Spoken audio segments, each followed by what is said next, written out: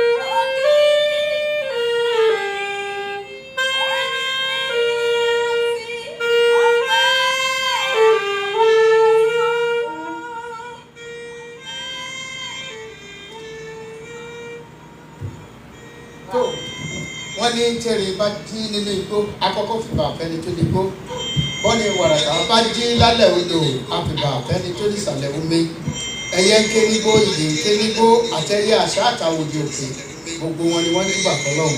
Ìyá àwa náà tún dé lónìí o a tún júbà fọlọ́run lórí ètò yìí ọmọlúwàbí connection lórí ọmọlúwàbí global network.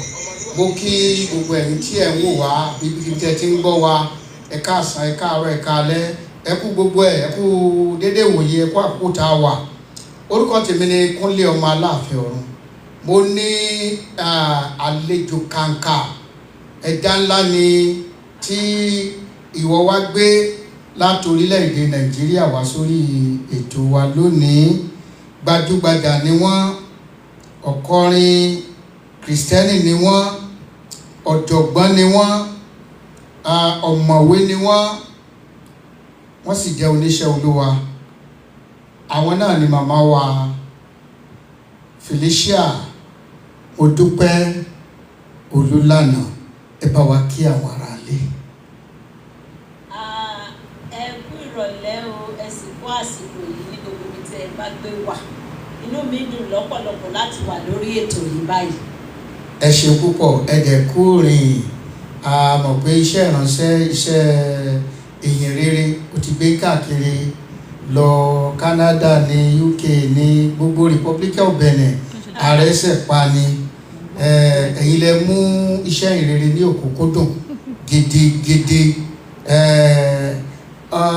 Mo wò pé kí láti ẹ̀ lè pe iṣẹ́ ìránṣẹ́ yìí ná torí ó kọjá apá kan kọrin èmi lásán lákàtí mo fi dán káàkiri ẹ kú iṣẹ́ Olúwa. Ọ̀pọ̀lọpọ̀ wa tí kò mọ̀ wọ́n lénìí ẹ mọ kúlẹ̀kúlẹ̀ wọn gangan lórí ètò yìí pẹ̀lú ògo Ọlọ́run. Ẹ bá mi sọ orúkọ yín ní ẹ̀kúnrẹ́rẹ́ bóyá mi ò pé dáadáa ẹ bá mi sọ fún ọgbọ àwọn èèyàn kí wọ́n gbọ́ yìí. Èmi ni Felicia Modúpẹ́, wọ́n tún máa ń pè mí láyìnkẹ́. Àyìnkẹ́ òkè nù. Olúlànà, aya Olúlànà. Olúwa ni ọpẹ́ ní fọ́lọ́run. A fẹ́ bẹ̀rẹ̀ ní ìpìlẹ̀ pẹ̀pẹ̀ gẹ́gẹ́ tó àwa tí ń gbọ́ ní ìsìn àwọn tí máa tó 40 ọdún tá a ti ń gbóyìn. Ó fẹ́ jọ bẹ́ẹ̀ ni. Tí a ti ń gbórin yín káàkiri. Màá gbìyànjú pé kí àwọn ìbéèrè wa kó lè kún rẹ́rẹ́ torí àwọn tí nígbà tí mo fẹ́ gbẹnu àwọn èèyàn tó ń wò wá mo fẹ́ gbẹnu sọ fún wọn ni ọ̀pọ̀ ìbéèrè táwọn náà ní lọ́kàn òun lèmi náà ò béèrè. Ǹjẹ́ ẹ lè bá a sọ ìbẹ̀rẹ̀ yín, ìlú wo ni a bí yín sí, àwọn òbí yín, àwọn ilé ìwé wo lẹ lọ ká kọ́kọ́ yanjú ọ̀rọ̀ yẹn náà. Àwọn òbí mi wọ́n bí méjèèjì náà ti rékọjá lọ sọ́dọ̀ ẹlẹ́dàá wọn. Bàbá wa Ọlákùnbí, àwa la sọ wọ́n di Ọlákùnbí, Ọ̀jẹ́kùnbí náà sọ wọ́n. Joseph Ọlátúbọ̀sún. Màmá mi Mary, wọ́n tún Jádùkẹ́ Ọlátúbọ̀sún. Ajétúmọ̀bí ni fámìlì táwọn ti wá, ọmọ òun ni wọ́n, ọmọ Ìbàdàn ní dáàdì wa. Ìwó làwọn ìwó ọmọ olódò ọba. Òkè àwọn jẹ́ Ìbàdàn nílé Yorùbá Olúyọ̀lé. Ọmọ Adẹ̀gúnjẹ̀ kára wọn máa fi karùn fọ́ orí mú àgbọ̀ yín. Nínú màmá mi tẹ́lẹ̀tẹ́lẹ̀ Ìmàlẹ́ ni wọ́n, ṣùgbọ́n nígbà tí wọ́n máa bí ẹni tí wọ́n bí èmi lé, ẹni yẹn ní wàhálà díẹ̀ nígbà kan. Ìyàwó ọlọ́pàá ni wọ́n, torí ọlọ́pàá ni bàbá mi. So ìgbà tí wọ́n wá ní oyún èmi, ọmọ Christ Apostolic Church kan ó ṣe ìrere, bọ́lọ̀ ṣe jẹ́ ní káwọn èèyàn máa ṣe ìrere. Wọ́n fẹ́ ṣe prógráàmù ní ṣọ́ọ̀ṣì wọn, bó ṣe invite mọ́mì lọ síbẹ̀. Bí olùṣọ́ àgùntàn ṣe bá wọn sọ̀rọ̀ nǹkan t'Ọlọ́run sọ fún mọ́mì wa nípa àmì wọ́n ṣe di ọmọ Ọlọ́run ni àwọn àti ọkọ wọn.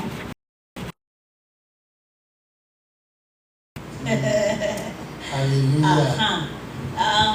Ìgbà tí máa fi Ìbàdàn yẹn náà ni a bí yín sí àbí?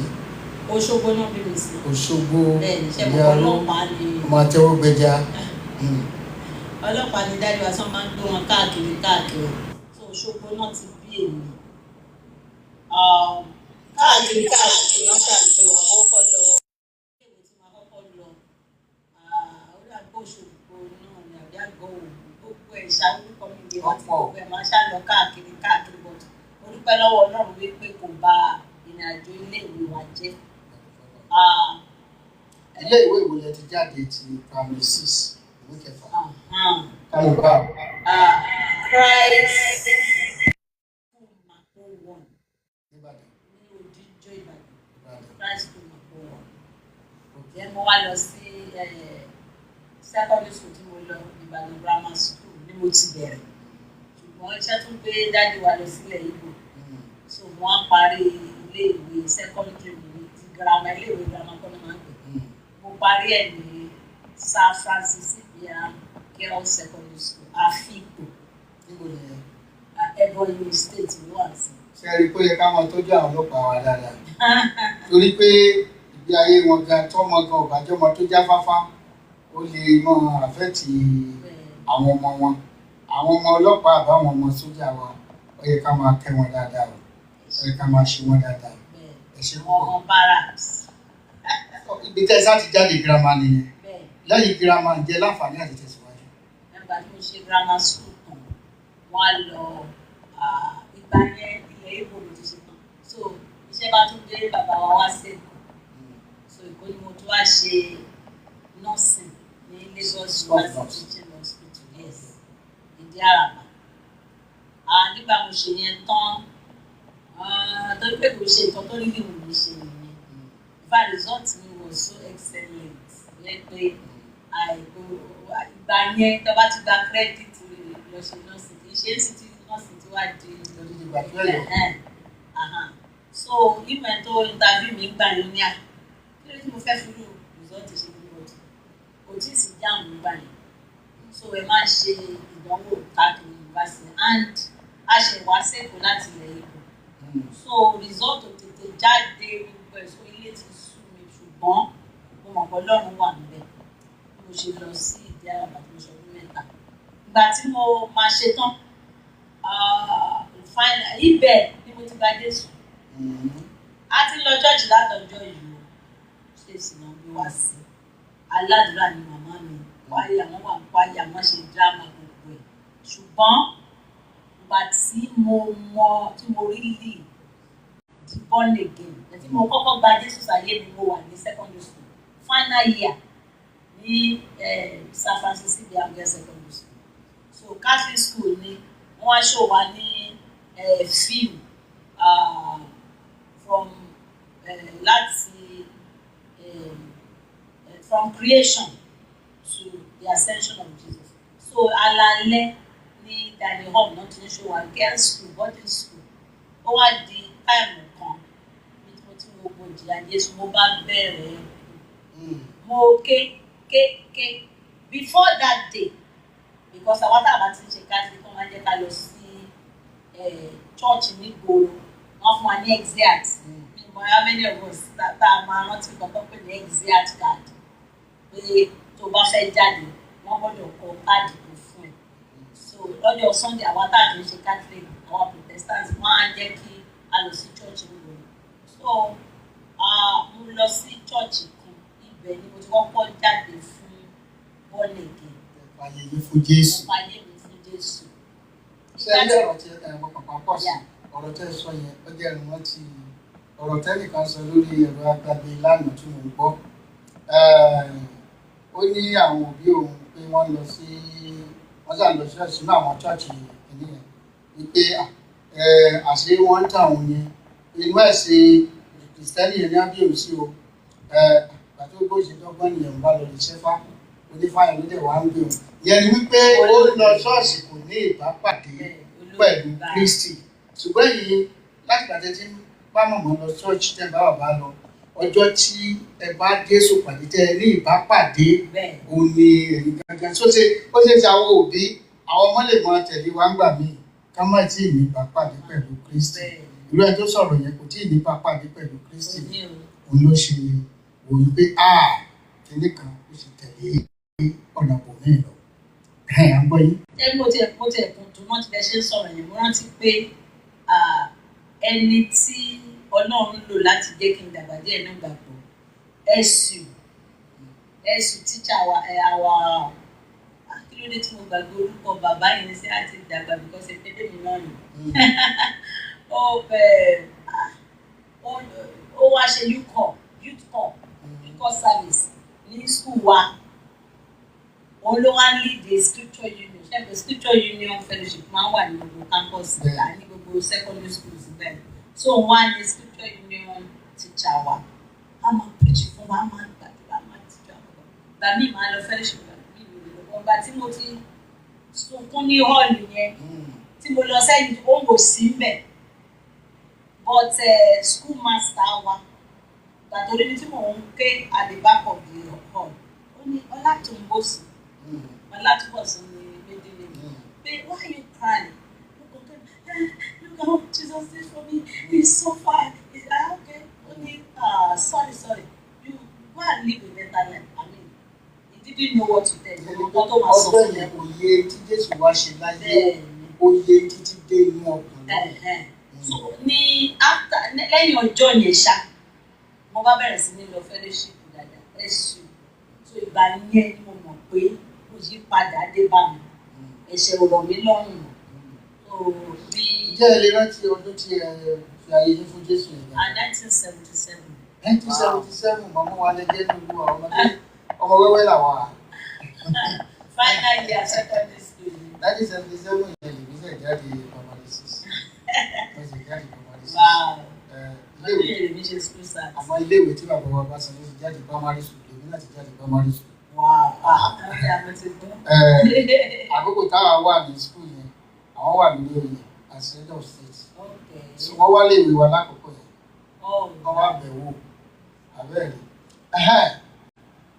Lẹ́yìn ìjẹ́ tó ní àǹfààní láti ti kàwé díẹ̀ síwájú. Ìgbà tí mo ṣe nọ́ọ̀sì náà ṣé mo sọ fún mi pé mo kàn ṣe tó because mi fẹ́ èmi rò pé mo kàn ṣe torí ìgbà tí mo wà ń bẹ̀ mo tún ti apply sí another school medical laboratory mo ṣàǹfẹ́ mi scientist ni mo ṣe dáadáa so àwọn yẹn wọ́n ti gbà mí ṣùgbọ́n wọ́n ti wọlé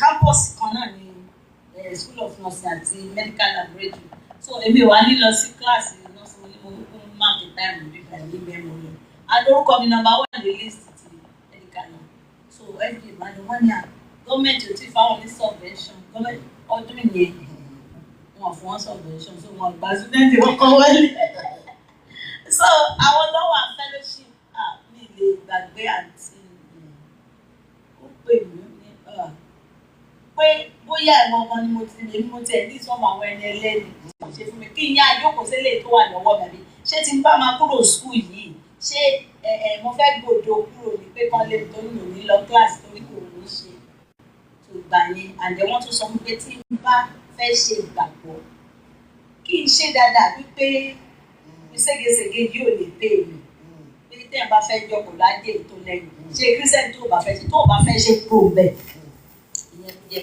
kọ̀páǹdì tó mo bẹ̀rẹ̀ sí ní attend fellowship dáadáa mo bẹ̀rẹ̀ sí ní dàgbà mo gbàgbé tí throughout the year àwọn ṣe school yẹn lọ́dún yẹn wọ́n gba student wọlé later in my life wọ́n realize ọlọ́run fẹ́ kí n ṣe nursing yẹn because ó ti lo nursing yẹn fún mi ní ọ̀pọ̀lọpọ̀ ìgbà then ìgbà tí mo tún jáde ṣe mọ́ ọkàn mi rò mo ṣàfẹ́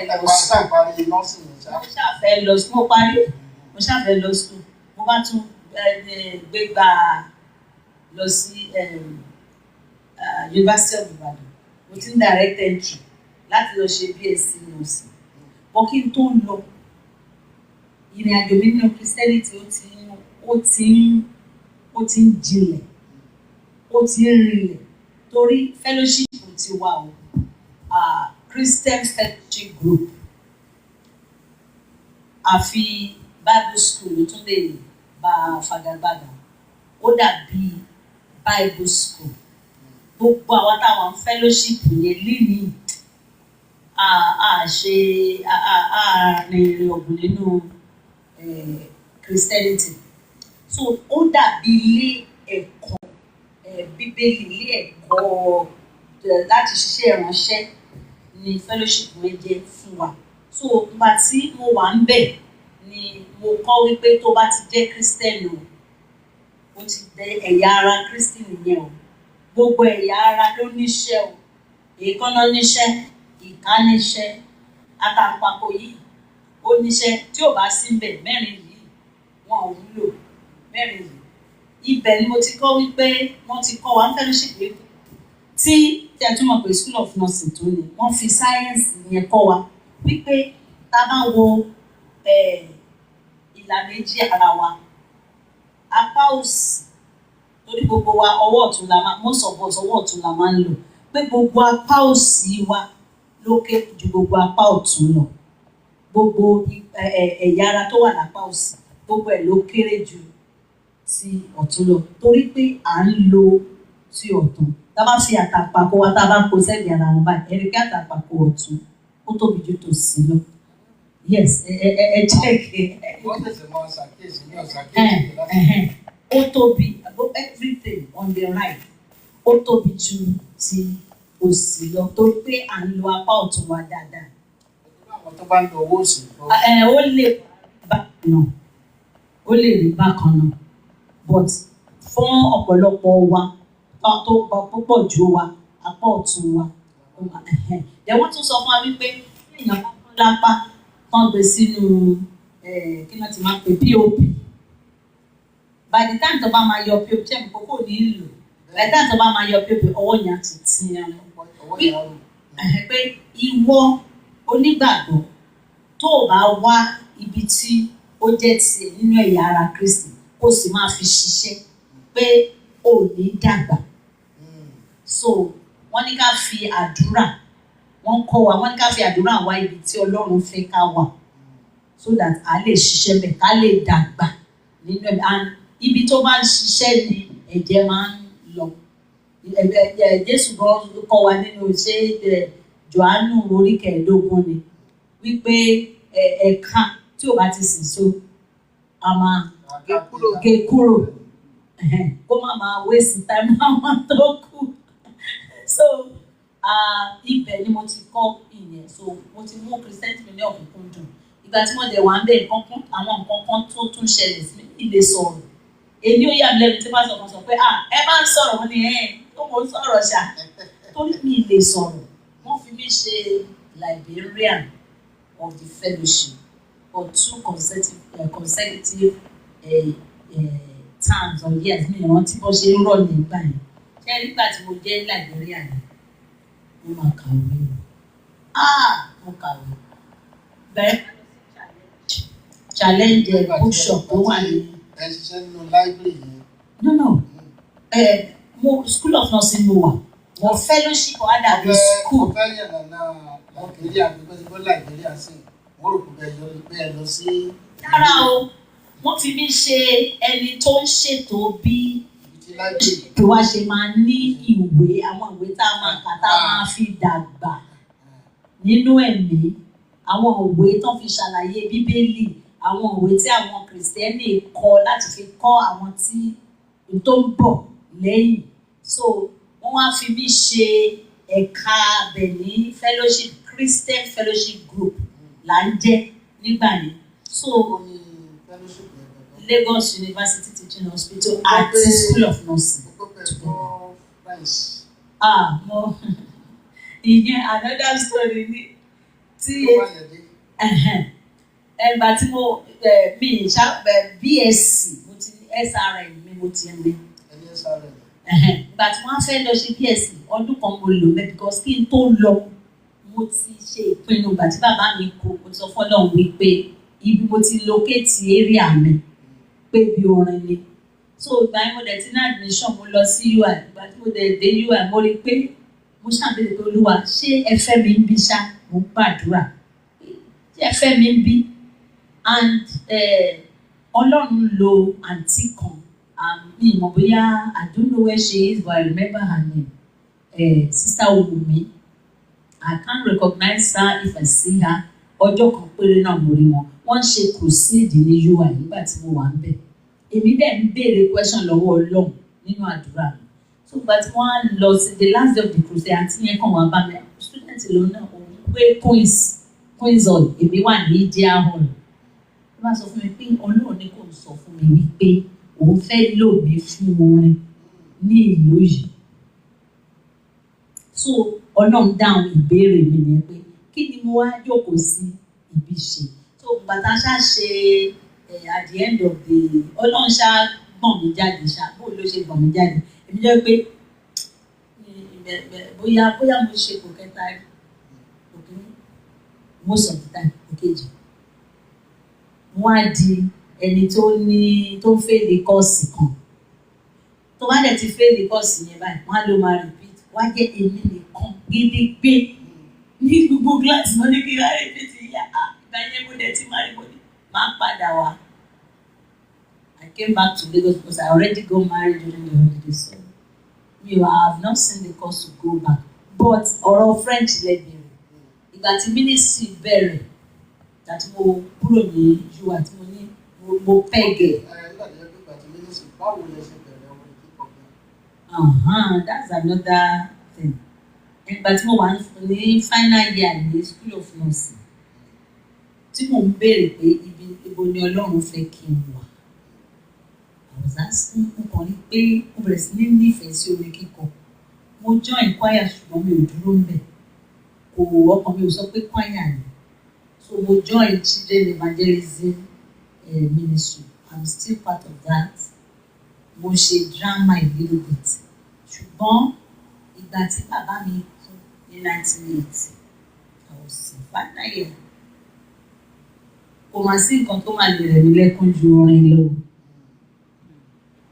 Àwọn bíi Mary Mackey, Wanda Jackson, Makanji Genesis, ṣe bá rántí.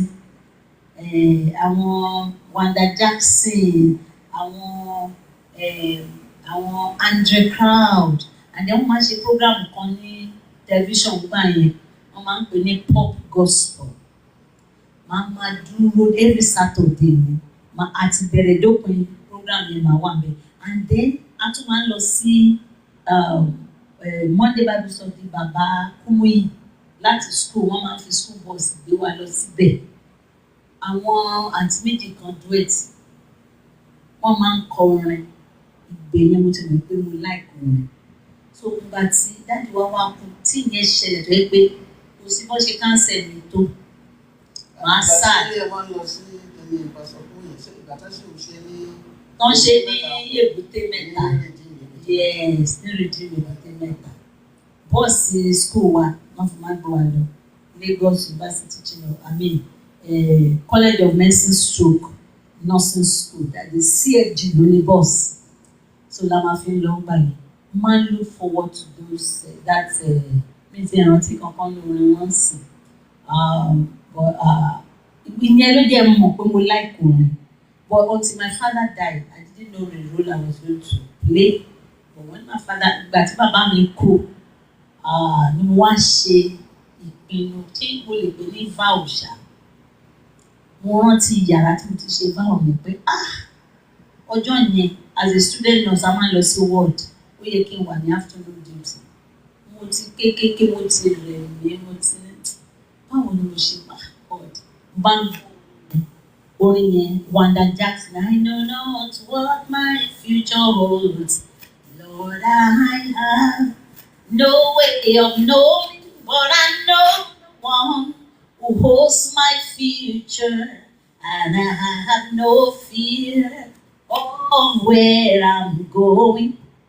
Ibẹ̀ yẹn ọkàn mi kàn lè mo ṣe lọ síbi iṣẹ́ so yàrá àwọn ọ̀rẹ́ mi tí mo sùn sí ni mo ti sọ fọlọ́n pé lọ tí orin bá lè ṣe nǹkan tó tó yìí fún mi orin náà ni mo kọ so by the time tí mo á dé UI wọ́n á dára mi lẹ́nu in fact some people came it's a long story o láti Ora Roberts ministry wọ́n bí lè gbàgbé orúkọ bàbá yẹn broda nurse wọ́n pè àgbàlagbà ni so ó wá sí Nàìjíríà apàdé mi àti pásọ ti bẹ̀rẹ̀ ìgbà tí mo ti mọ̀ pé mo máa kọ orin so I asked God to lead me to a place Ọlọ́run wá lead mi lọ sí group kan group yẹn wọ́n máa ń pàdé ní my 12 Gregory Arroyo Road street my 12 street yẹn ni Baba Karis náà gbé tẹ́lẹ̀ so Baba Karis was part of that group too but our leader was different so wọ́n ní wọ́n wá auto singer wọ́n fẹ́ lọ sí studio bí mo ṣe débẹ̀ mo kàn wọlé rẹ́gí ni in fact èmi tí mi ò ṣe choir tí mo ṣe kankan rí we lọ studio voice mi dey good on the recording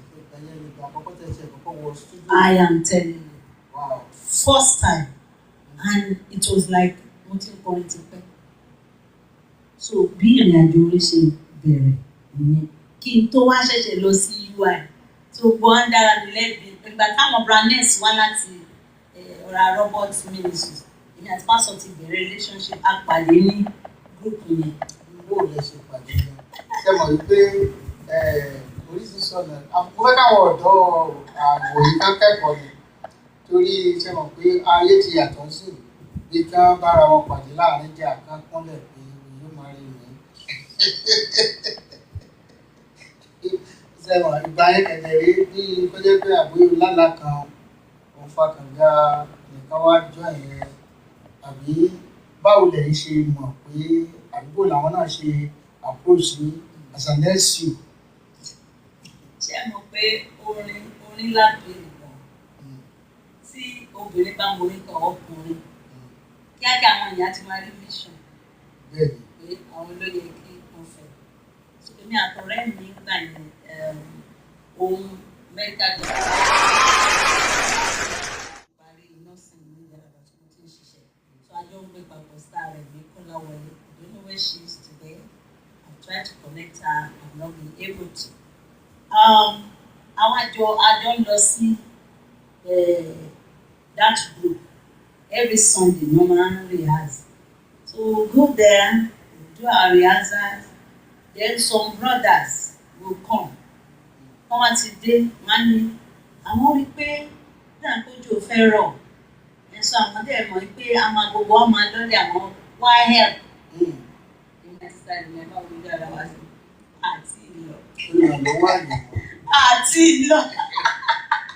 so you know that one was going on there. I saw you are dancing with anointing.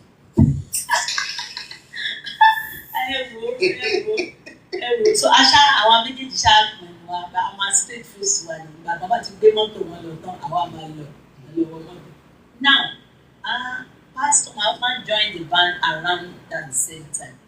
He too, orin ni wọ́n fi born again. Pastor like orin jù mí lọ. And he was in Unique.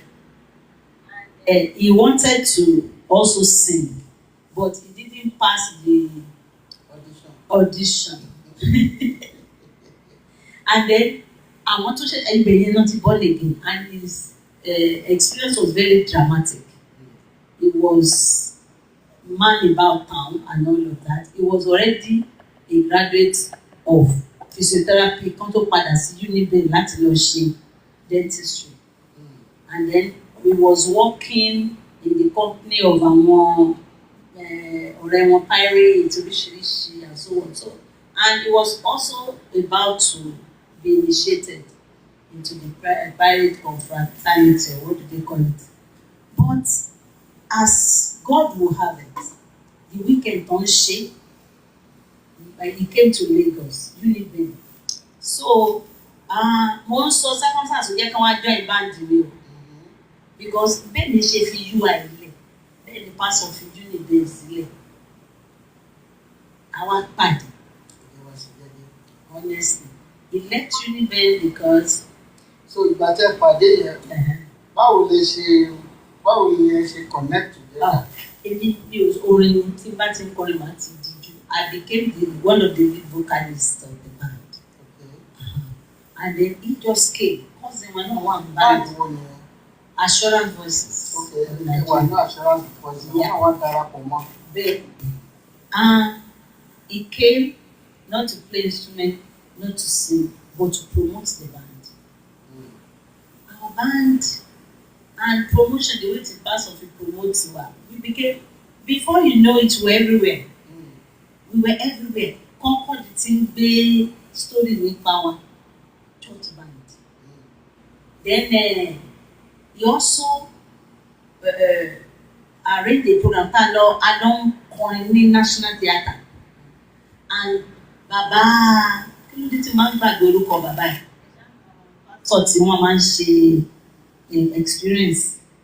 Experience, yeah. Ṣé ti bàbá Adéfarasí? Bàbá wọn. He was the, I think, Chief Justice of Lagos State at that time. Pastor bí wọn wá program bàbá wa sí National Theatre. Mi ò mọ bí tí mo tún ti lè rí picture yìí. Bóyá mi máa ń lọ sí Ọlátúbọ̀sún house somewhere, bóyá máa rí. Bàbá wa, he came for our program. Àbí ṣé promotion tí wọ́n ṣe bóyá ló. Èmi ò tiẹ̀ wà impressed. Mo ṣáàjẹ́ tẹ̀ kéde wọn rárá. I used to say that gbogbo àwa táǹkọ̀ náà kò dá ìtì ní sọ̀rọ̀ jù. Wọ́n máa bú wa, wọ́n máa ní àjò dáadáa, wọ́n máa ní chicken. So there was no, it was too much of a talkative. And it was always wọ́n máa rí sí wa ṣá pé àṣebáyé. So tó bá dẹ̀ máa rí sí ẹ̀yẹ náà ni. Ọkàn mi honestly, I'm telling you the truth. So ọjọ́ tó máa ṣẹlẹ̀, I was very dedicated to the work. And I was already a SRM, an SRM. UI. He will come, we will rehearse. Many people were in that band, today professionals. So go someone there. So pastor just came when we were supposed to come for rehearsals. And we go immediately. Service become a it was not a problem to me. Man, go to Lord, down off everybody láti jẹ ní kitchen leader wa. So àwọn ìlú àwọn wa èmi wa pastor náà wà dedicated. Many people didn't come that day. Ó wá kù èmi. Our leader and his wife. So he dedicated méjì lè wà lẹ́nu. Pastor kan ní no, 2 couples. Àti èmi àtàwọn ọmọ ní gbogbo àwọn tó wà nílé ti máa rí jẹ́ káwa náà lọ máa ṣé mo just like that people start ṣe propose ní ẹ̀ from that day èmi jẹ́ pé many people a máa gapá fún wọn a máa ṣe kí ní àná lọ́jọ́ yẹn ló bá di pé mi lè wojú wọn mọ́, mi lè ṣe ní ìdìmọ̀. Inú ti bí mo nínú mi lè I then they push you. No, Lord, he talks too much. He's not tall enough. Can't complain, but because I've been learning to listen to God. It's more still voice. Mo dẹ̀ ti gbàdúrà pé Olúwa ẹni tó bá fẹ́ràn ẹ̀ jù mí lọ ni mo fẹ́. Ẹni tó bá fẹ́ràn ẹ̀ gangan mo compare àwọn sí pásítọ̀ kan gbà ni mo fẹ́ o. So mo dẹ̀ rí pé wọ́n ní zeal, wọ́n ní gbogbo. And then God started working on my heart. So bẹ́ẹ̀ náà ṣe gbà nìyẹn. A ṣe bẹ̀rẹ̀ ní. The Psalm 60, pastor came with anointing. Faith. Wọ́n yà tó lágbára ni. Wọ́n bá ṣe ni. Yóò ṣe kí àwọn náà kan tó wá sọ yẹn. Gbogbo bẹ́ẹ̀ ṣe ń lọ national theatre tí wọ́n lọ gbá pàdékọ́ wà bí ni àbá béèrè lọ́wọ́ wọn pé àwọn náà ti mọ̀ rí wọn di ọkàn lè dé lọ báyà tó tó bóyá wọ́n gbọ́ alẹ́ ìfúnná. Àwọn dedicated méjì tún ni. Wọ́n wà dedicated and dedicated was dedicated. Bá ṣe bẹ̀rẹ̀ nìyẹn. Pẹ̀lú fọlọ́. So bó wá ní ti ọ̀rọ̀ French yẹn bó ló ṣe. French yẹn ìgbà tí a ṣe first album náà pásọ̀ ló jẹ́ iṣẹ́ album lẹ́tù ní èmi ò pé báwọn Christian ṣe máa ṣe rékọ́dù kan máa tà wọ́n máa fi pa owó nínú ibi ìṣẹ́. Christian ò gbọ́dọ̀ lò ó lọ́wọ́. So pásọ̀ ní báwo ló ṣe máa mọ̀ pọ́n láìkè music tí wọ́n bá rà. Ọ̀gbígbà yẹn wọ́n ń bú church pé wọn ò lówó lára àwọn oṣù tó ń lọ sí church. Bẹ́ẹ̀ léṣe church ló lówó àwọn èèyàn tó ń bú church. Wọ́n á pè kí làwọn èèyàn fẹ́ jẹ́. Àwọn ọmọ tẹ̀ sọ wọ́n ní àwọn gbogbo àwọn youth wa tán kọrin sí mọ̀ nǹkan tó gbogbo lẹ́nu woman kan ló dẹ̀ báyìí. Christian lè lé ìyàn. Ó ní because youth ti wá pọ̀ nínú music and youth àwọn tó lọ sí school tán ṣe wọ́n tún ti take it a step further. Step further than just listen to the words. Ẹ máa gbọ́ o, kìnìún ẹ máa wo wọ́n fi kọ́ o. Ọ̀rọ̀ yẹn ni kẹ́ ẹ fetí sí o. Òde ló fẹ́ kọrin, ká mọ̀ fetí sí, ká mọ̀ gbọ́ ohùn. And àwọn ọmọ yìí, education ti ràn wọ́n lọ́wọ́. Wọ́n kọ́ dáadáa, wọ́n ṣe voice training, wọ́n learn instrument. Wọ́n yàrá tí àkókò tẹ bẹ̀rẹ̀ yẹn, ọ̀pọ̀ ṣọ́ọ̀ṣì sì ti nílò wọn àti nílò. Kò sí o. Ọwọ́ ni. Kò sí gìtà, àkúbà bí kí ló máa ń lò. Ìbí kan play accordion. Yes. Tàbí kan lu àlùmọ́lẹ̀. Ìbí tó bá ti lu kẹ́kọ̀ọ́ ní kí ló gbé dé. In fact, one brother tí olóhùn tẹ̀ kọ́kọ́ fi ṣe àkàwé fún èmi o about because of kí wọ́n kí n play instruments. They don't play instruments, they don't have good guy. Wọ́n bá ti ní speaker kan fi ń sọ̀rọ̀ àṣọ orin ìdárayá ni. Bẹ́ẹ̀ ni láti orin tẹ kọ́kọ́ compose. Yes. Orin òyìnbó torí mi láìka tí máa kọ́ ìgbà tẹ́lẹ̀ ìrántí kẹ́kọ̀ọ́. Tí mo rí kọ́ dẹ̀ gan. Ẹyẹ kọ́ká gbọ́. Help me, Lord.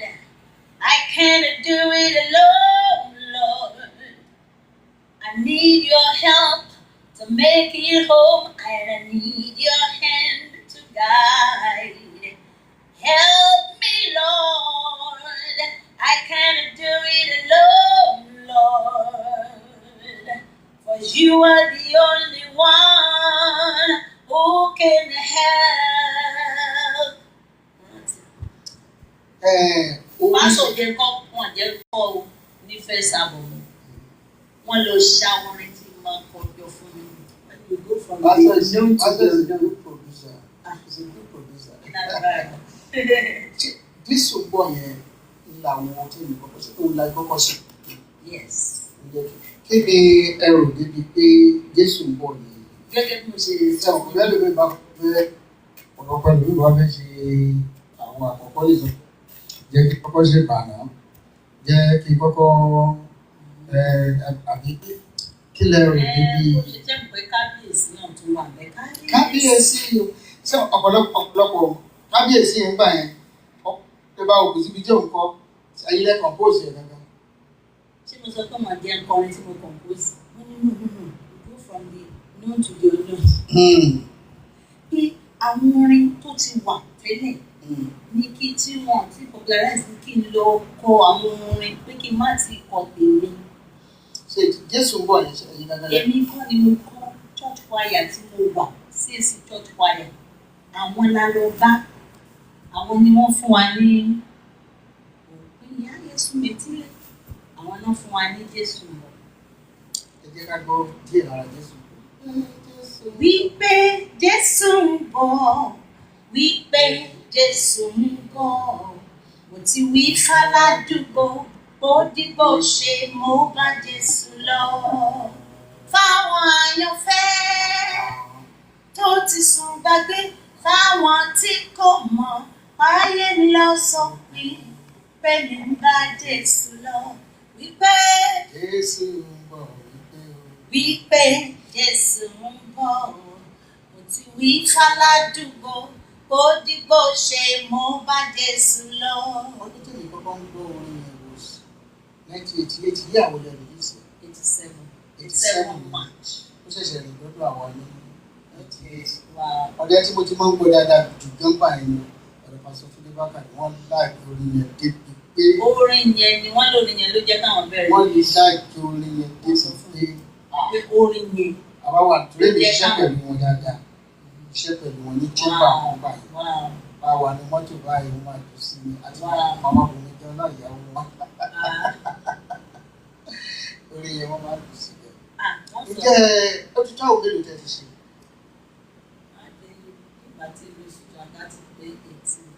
18 hours.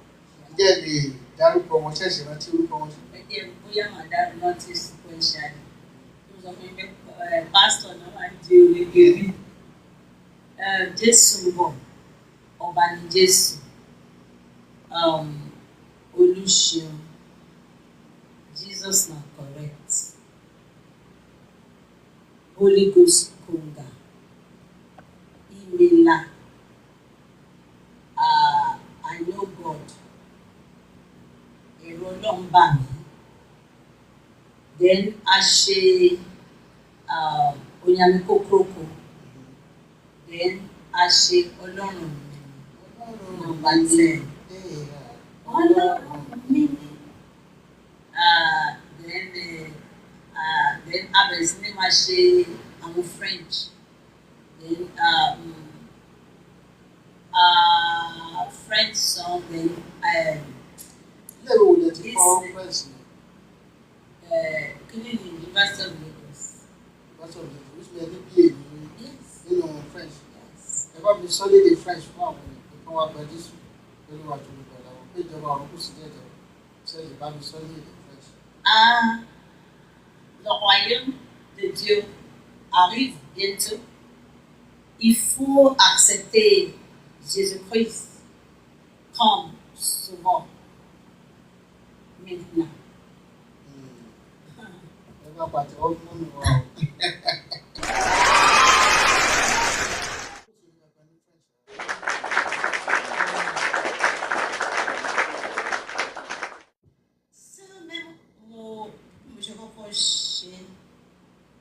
I composed this song on the soil of Benin Republic. Wow. Méjèèjì mo ṣe òyìnbó àti English. Ce même moi, un produit de poussière, sauvé, un péché sauvé par la grâce. Péché sauvé par la grâce. Gbogbo agbègbè Benin yẹn lẹ́tí rúgbó Jésù lọ́kàlùkà. A máa ń lọ sí bẹ́ẹ̀. Ǹjẹ́ lè sọ ìrírí yín lẹ́yìn àwọn agbègbè yẹn díẹ̀ fún wa? Yes, ṣeré kí ló mú a máa lọ sí Benin? Bàtà ọkọ fẹ́ jáde Acts 1:8 la fi ń ṣe ẹ̀rìn. From Jerusalem, Judea to Samaria to the ends of the earth. Àwọn mọ̀ pé Jerusalem ní Nigeria, Yorùbá, then Judea pé okay the rest tribes of Nigeria, then Samaria outside. So when it was time to go out, Ghana la kọ́kọ́ link hospital ti reunion ní Atam. And as God led us, we met somebody who was a Ghanaian and who was going. So on our way, ìgbà tá à ń lọ lábàdé bẹ̀rẹ̀ Ìgbò rèé o níbẹ̀ a rí àwọn tó yẹ pé wọ́n fi chọ́ọ̀kì kọ gbogbo ara wọn wọ́n ní wọ́n ti dedicate yẹn sí òrìṣà báyìí wọ́n ti kó jìnnà sí Nàìjíríà French ni wọ́n sọ àgbègbè. ẹ bá kú bí àyà ní Macedonia ibi tí wọ́n bá ti rí lè rà wọ́n. bàbá adé Togo the same thing. sáwọn ò pé ìdúró náà kí ló dé tó yẹ pé ẹtẹyàn bá jáde bá a ṣe jáde Nàìjíríà kì í ṣe bẹ̀rẹ̀ lákọ́ wá why Ghana language then bàtà wá padà bọ̀ bàtà dé àárín méjì Togo and Benin Republic àwọn arí pósítà yẹn tán kọ gbàgbà wọn kọ léèdì wọn kọ ní French wọn ní tí òyìnbó ní welcome to Benin the cradle of voodoo worship. Ìgbọ́rí pé ní Nàìjíríà tó bá ń ṣe irú nǹkan bẹ́ẹ̀ wọ́n máa ṣe lábẹ́lẹ̀ wọ́n máa daṣọ borí wọ́n ní national holiday for voodoo worship níbẹ̀ lẹ́yìn wá kí ló dé bá ṣe dé Nàìjíríà bá ṣe bẹ̀rẹ̀ sí ní conference àkọ́bàdé àríyàn sọ̀ṣọ́ wà ní Ìkòyí so I started learning àti pásọ̀ àjọ ńkọ you started looking now ìgbà yẹn làwọn bẹ̀rẹ̀ sí ní wá sí ìbẹ̀rẹ̀ àtúnyẹ tó máa connect wa mọ́ àwọn missionaries kan ní ìbẹ̀rẹ̀ so a bẹ̀rẹ̀ sí ní wá pẹ̀lú gbogbo báńdì pẹ̀lú a máa wá ṣe àwa preach street wọn a ṣe ministry pẹ̀lú àwọn ọmọ onílẹ̀ and ìgbà yẹn tá à ń lọ àwọn ṣọ́ọ̀ṣì wọn koríko wọn tún ta máa ń lọ àwọn missionary churches ẹ koríko ni. náà wá wà bọ̀kún kan náà fi kọ́ gbogbo àti ẹ̀wọ̀n pẹ̀lẹ́ wọn pẹ̀ṣẹ̀pẹ̀ṣẹ̀ ní gbogbo lẹ́wọ̀n à ń gbé mọ́tò wa export mọ́tò wa láti Nàìjíríà sí Benin tó tọ́tù wa máa ń jó gan torí lẹ́wọ̀n ò dáa ìgbà tá à ń lọ síbẹ̀ yẹn a fi ń lọ a ní àwọn tó máa ń gbà wá lálejò bẹ́ẹ̀ pé tá a bá ti débẹ̀ bá wọn fún wa kọ́kọ́rọ́ lé wọn nílé yín rèé amen.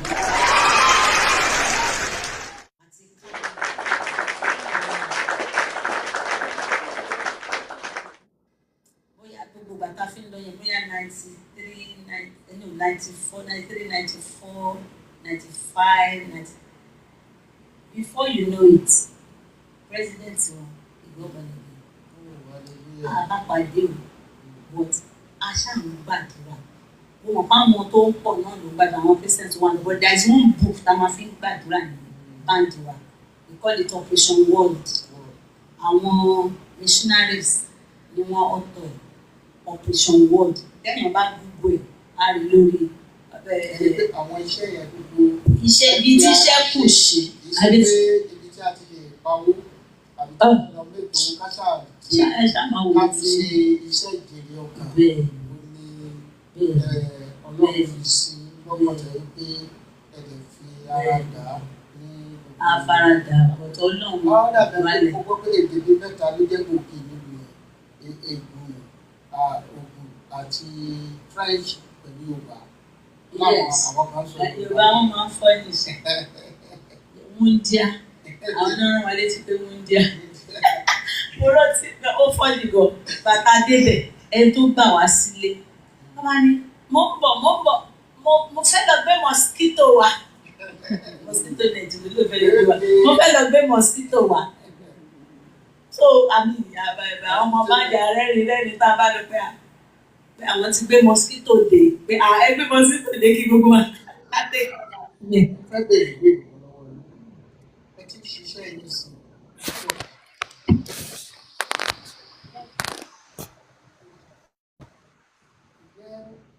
ẹni dárúkọ àwọn tó ti ara ṣẹ̀rìn sẹ́yìn dìde àbí àwọn tí wọ́n pọ́pùlà lẹ́yìn àbí tí wọ́n ti gba ara ṣẹ̀rìn sẹ́yìn kọjá tẹ̀lé dárúkọ ọgbọ́njá báyìí was part of our band before ilé Nàìjíríà ọmọ báńdì wa tẹ́lẹ̀ Nàìjíríà ọmọ báńdì jẹ́ ìrántí. yes ẹ ti wo ìrántí àwọn olùkọ́ ẹ̀dùn máa ń gbọ́ because wọ́n ti di pásítọ̀ wọ́n ti di gbogbo. àwọn bá ti di pásítọ̀ ẹ̀ sọ fẹ́ èèyàn ń bẹ̀rẹ̀ kọ́ mọ́ lórí sùn wọ́n bá jẹ pásọ̀ yìí ìfẹ́ mọ́ dà pọ̀ wọn. àtúrò èmi sì ibi tí mo ga dé ibi tí mo ti jáde yẹn bó ti wá wù kó mọ màá máa fún ní recognition ni màá máa yọ ọlọ́run lókun lórí ẹ̀. ṣe rí ẹ ṣàmù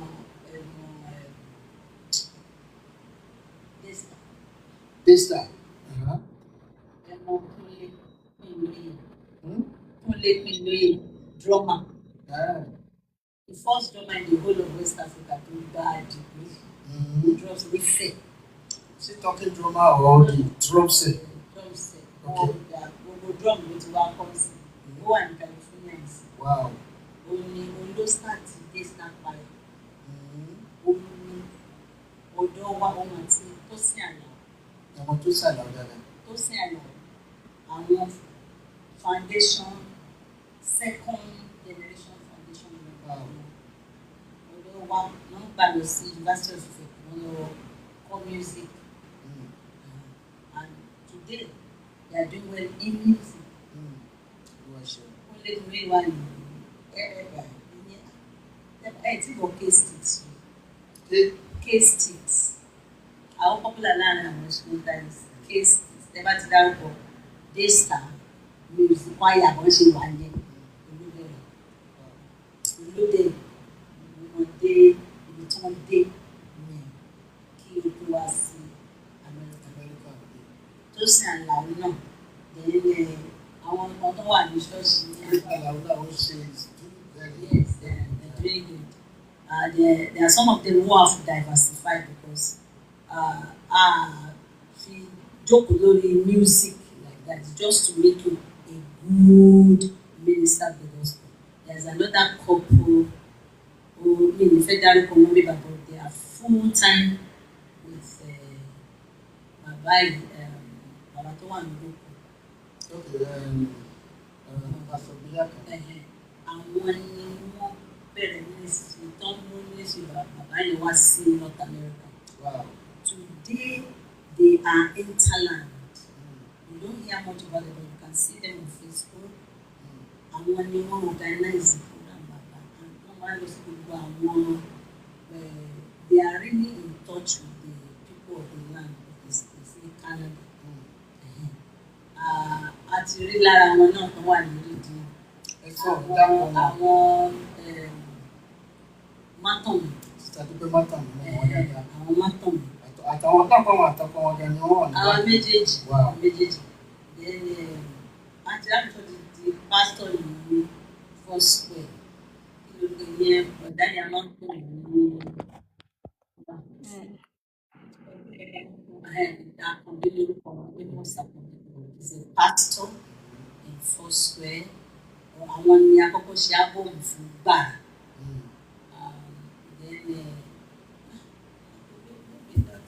wọ́n ṣáà ti diversify a lot of them they have found their footing in whatever they want to do and then there's another one she still sings but she's a pastor I think in Foursquare everything. She has an NGO which is doing great things in Nigeria. Sister Debbie Ajayi. Okay. Àwọn tí ò tẹ̀sí ní music jẹ́ pé okay secretary and so on meeting the Lord getting serious with Jesus under administration that is located. Inú àwọn méjì tí wọ́n ti ṣe rẹ́kọ̀dì sẹ́yìn nǹkan. Irú àwọn bàtà wọn ti ṣe rẹ́kọ̀dì. Wọ́n ti ṣe àwọn Adégoríkẹ̀ náà ṣe rẹ́kọ̀dì àwọn náà lábá wọn ṣe. Ẹbí ò rántí mọ́. Pásọ̀ ló lè rántí because a lot of them then àwọn mìíràn tẹ̀ ṣe wọn báyìí tó wà tó dé pé pásọ̀ kan help wọn. Then our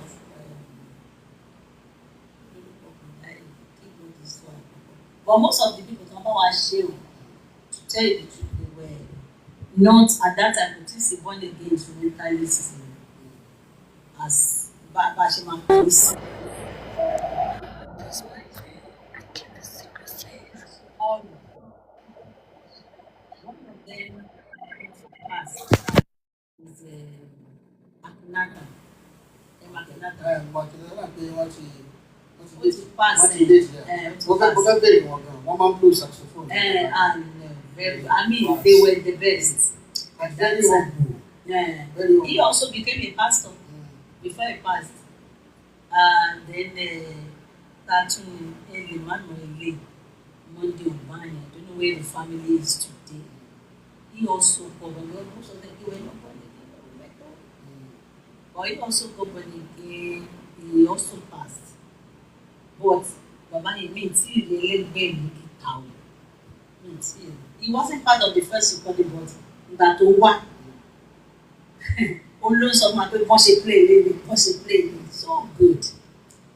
Kí lorúkọ báńdì yìí gbẹ̀gbẹ̀? Hosanna Band. Hosanna Band. Ó dà pé Hosanna Band ó wà. Ó dà pé Hosanna Church. Yes. Hosanna International Bible Ministry. Okay. Ẹ bá mi sọ báwo ni vision ti the Bible Ministry yẹn ṣe bẹ̀rẹ̀? That I bẹ̀rẹ̀ many like I told you it was nísìnyí téèyàn bá ń sọ pé wọ́n á sọ pé èèyàn discriminate but at that time white garment churches and Pentecostal churches were not in close relationships so bàtà fẹ́ ṣe mí ta fẹ́ bẹ̀rẹ̀ music wa àwọn Pentecostal were good musicians. But they don't take one for one fallacy. So àwọn tó ń kọrin gbà yẹn àwọn ní aláṣọ funfun. So àwọn nọ́mbà wa ṣe ọdún ìgbà. So àwa realize pé iṣẹ́ yìí àwọn kankan ṣẹlẹ̀ láwọn pé iṣẹ́ yìí kì í ṣe iṣẹ́ ara tí èèyàn bá fi agbára Ọlọ́run ṣe yóò jìyà bóòlù bẹ́ẹ̀. And because I was very evangelical and so on, I need láti àjọ ń ṣe. So àwa bẹ̀rẹ̀ Bible study. Bible study tá a bẹ̀rẹ̀ yẹn nígbà tá a bẹ̀rẹ̀ Bible in fact káàtẹ̀ tó bẹ̀rẹ̀ Bible study. Ṣé mo máa popular gan gbà yẹn lẹ́pẹ́ tá a bá ní program kan báyìí a lè fẹ́ pé 20 tán máa wá. Kò dẹ̀ ń ṣe pé wọ́n máa fún wa lówó so ní àtúpàṣà wọn máa sọ́ọ̀bù pé kí la máa fún adẹ̀ nílé sọ fún pé lágbájá padà lé tàbí padà lé so a máa wá nǹkan tá a máa fún wọn okay Ọlọ́run wá fi tó a lọ́pẹ́ okay then we went for somebody a lọ ṣe program ẹgbẹ́ yẹn là a máa ṣe bí ẹni pé big band gan ni wọ́n gbà yẹn so a máa ń ṣe concert kiri state so a lọ ṣe concert kan ní Ìbàdàn àwa tá à ní instrument tá à ní ìkọ̀kan a ṣá lọ ṣe concert a lọ rent instrument a lọ bí ṣẹ̀sán pọ̀ ní a ti ṣe concert ni so then àwa somehow we got introduced to full gospel so because we were popular full gospel started inviting us kí tá a bá fẹ́ ṣe concert wa a máa lo the best hotel so wọn Gateway Premier Hotel. Sheraton. Launching wa the first launching ever Sheraton láti ṣe but a máa launch Jésù lọ Sheraton bàbá ìdáwòsá ni wà launch so àmú ní kékeré rárá we just felt that ẹni bá fẹ́ ṣe nǹkan fọlọ́ the best náà ni èèyàn gbọ́dọ̀ èèyàn máa ṣe so question wo lẹ béèrè lọ́wọ́ mi o ti fẹ́ máa lọ. Ọ̀kan tó wà tí mo fẹ́ béèrè lọ́wọ́ yín sí. Okay. Ẹ lè má lérò kó máa dé àbẹ̀. Ẹ wà lára àwọn tí ó bẹ̀rẹ̀ gómà tàbí gospel music association. Pastor ni o is my husband. Ẹ bá jẹ́ àwọn náà ẹ bẹ̀rẹ̀ náà nìyẹn. Because Catholic pastor we are not gómà. Promotion. Pastor náà lè sọ nípa ẹ̀yìn dáadáa. Tí wọ́n á mọ̀. Hello.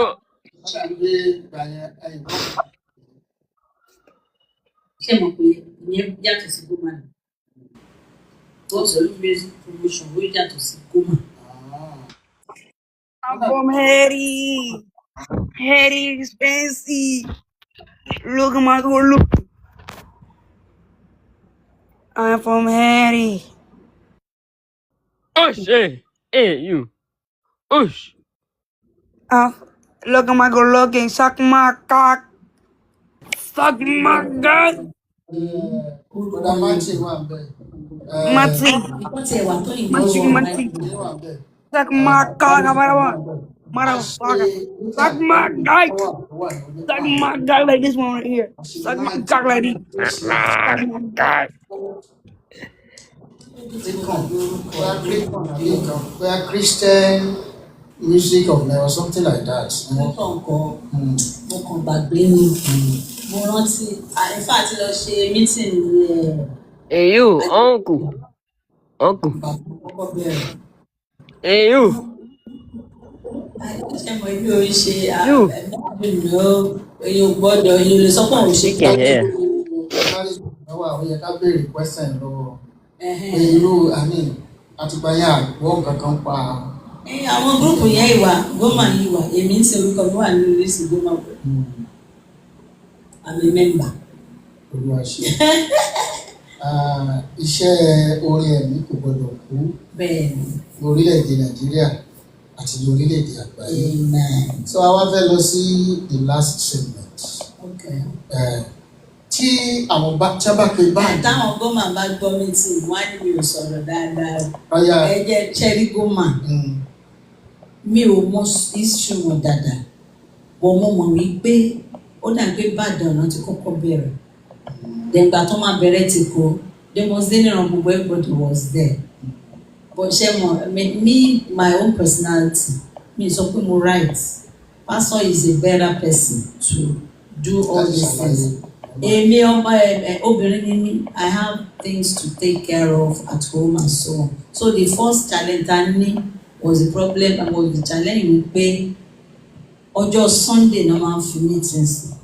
Ọjọ́ Sunday ni most practicing musicians máa ń ní problem. Hey, hello.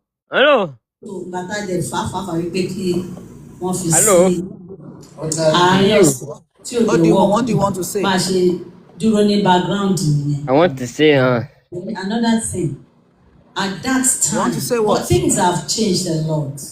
But I mean, I want to speak to the host, what eh? people who are ready to do. Things I want are to say getting something better. to everyone.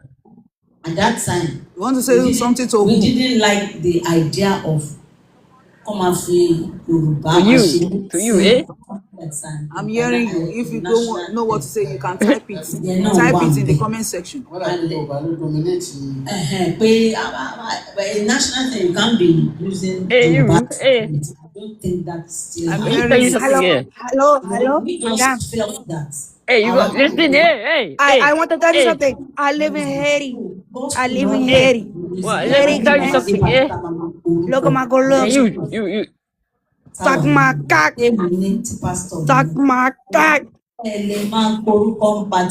Oh, that's right. We are still You can members. suck my cock. Because we need to belong to the group. Let me tell you something here, eh? We running What do you of want to the say? Let me tell you something. Let me speak, eh? Hey. Suck my cock. idea of a I live in Haiti. idea Haiti Yeah, expensive. hey, shut up, eh? Look at my good looking. Hey, shut up, eh? Suck my cock, eh? To fuck you. Suck my Hey, cock. fuck you, eh? Fuck you. Hey, nigga, hey. Hey, you, nigga. Nigger. Nigga, I don't know you. Shut up. Hey. Ká máa fi music lọ ṣe kinní bí ká máa fi lọ ṣe kinní bí ká máa fi lọ ṣe kinní bí kì í ṣe pé kẹ́kọ̀ọ́ kan máa fẹ́ ṣe kinní fúnra láti Suck my nigger. Nigger. Suck my Hey, you, hey. nigger. Suck my nigger. Hey. Nigger. Suck my Hey, fuck cock. you, eh? Suck my cock. Not my cock. Yàmọ̀ pọ̀ náà ló máa ń build nǹkan ẹ̀. I ain't so fufu dogus. Come back here, suck my cock. Suck my cock. Ní Suck Nàìjíríà. my cock.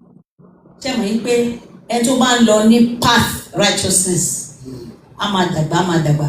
Àwọn tó bá wà ní Hey, stop talking, eh? Stop talking. wọ́n máa bá tiwọn náà lọ. Stop talking. Hey, nigga, you, stop talking. ìdàgbàsókè tí mo rí nínú ẹ̀ ni pé ó fi yàtọ̀ sí tìgbà yẹn. tí mo rí nínú ẹ̀ ni pé sìn Nàìjíríà fẹ́ dàbí Nàìjíríà ni orin Nàìjíríà náà kọ káàkiri Àgbáyé. yes tẹ́bá wọ́n tún kọ wọ́n tún kọ ọmọ Nàìjíríà ló kọ́kọ́ rẹ̀. Hey, you stop kicking me, eh? lọ ṣe program Stop kan ní kicking South me, eh? Africa tí mo fi wá síbí ní 2018. Orin Nathaniel Bassey wọ́n fẹ́ kọ pa òyìnbó làwọn tó ń kọ. So righteousness ó ti grow nínú orin but àwọn tí ò dẹ̀ jẹ́ kí righteousness grow nínú tiwọn àwọn náà ń ṣe lọ but àwọn ẹ má bínú ó ní géèjì ibi tán lè dé. Gbogbo tí pásọ̀ kan complain lórí bóyá pásọ̀ ni àbí lórí pé àwọn olórí ẹ̀mí sórí ẹ̀mí náà pọ̀ sí pé wọ́n máa ń cháàjì church bíi 15 million kìíní kan million. Kí ni ẹ̀rí sí kí ni ìwòye tí àti pé bẹ́ẹ̀ ṣe ń ṣe bọ̀ tẹ́lẹ̀ millions mélòó lẹ máa ń cháàjì nígbà yẹn. Àwọn ò cháàjì mílíọ̀nù àwa máa wo nǹkan tá a nídìí fáwọn ọmọ band a lè jẹ́ kí nǹkan táwọn fún wọn náà kò pọ̀ jù because ẹ̀ẹ̀mejì lọ́sẹ̀ pátápátá ẹ̀ẹ̀mẹ́ta lọ́sẹ̀ ní programu other things wọn kàn mí ṣe or ministry wa many other things la máa ń ṣe if you want more income then be part of those other things ìṣe pé kí n fẹ́ ṣe children's program mo sì kí n tó lọ wá wọn máa ní finance for children's program mi lè máa kó fún àwọn tá a jọ ń ṣe wọn but tá a bá jọ ṣe àjọ náà but owó orin á dúró fólórí so but nǹkan tí wọ́n ń sọ mi mọ̀ because wọ́n kàn ń sọ ni. kájẹ tó lọ sí ìhà ọbẹ̀ yẹn a máa sọ̀rọ̀ káàbọ̀ mo fẹ́ béèrè ìbéèrè kan ọ̀pọ̀lọpọ̀ àwọn míì tó yẹ pé gẹ́gẹ́ bí dáàdì ṣe pásítọ̀ ṣe wà pẹ̀lú ní mínísírì yẹn sí ọ̀pọ̀lọpọ̀ àwọn míì tó yẹ pé wọ́n márì tí wọ́n wà mínísírì ọ̀pọ̀lọpọ̀ máa ń bọ́yọ̀kọ̀ wọn ò lè sí mínísírì wọ́n máa ń kọ̀m̀plé pé kò jẹ́ kí n ráyè ṣe mínísírì ẹ̀ ni mo ṣe fẹ́ wọ́n á pààkì ẹrù wọn òmí ó lè ti bẹ́ẹ̀ kó gborí òkè lọ kó pé ọkọ òun jẹ́ kó òun ṣiṣẹ́ ìránṣẹ́ bóòlù ṣe máa bá iṣẹ́ ìránṣẹ́ rẹ̀ látàárọ̀ ọmọ máa bá dé wọ́n máa kọ̀m̀plé kí ni ìrírí tí kí làmọ̀ràn ní báwo lẹ̀yin ṣe ó fi jẹ́ wípé àti dídì sí ẹ̀yin àti pásítọ̀ lè sì jọ ṣiṣẹ́ ìránṣẹ́ náà lè tó wà lamẹ́ríkà bàbá tó ń di odi kí ni iṣẹ́ yẹn ṣe rọrùn kí ni àwọn ìrírí yín. ìmọ̀ kéré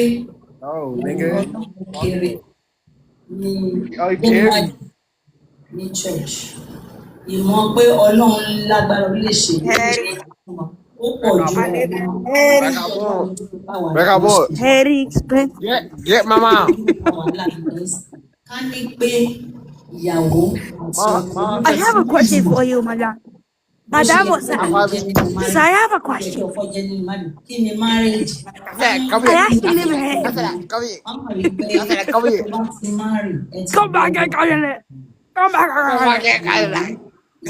Suck my guy. Suck my guy. leader of the marriage olórí adarí lọ́kọ.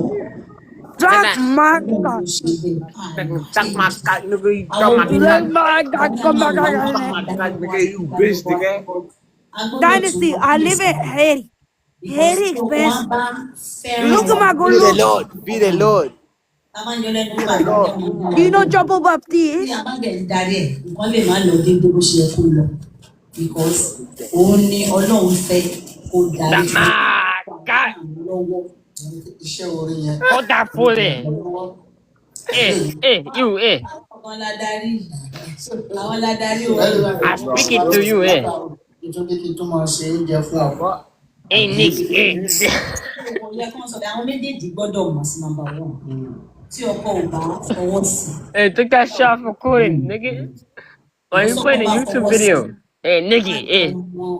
Why you playing you?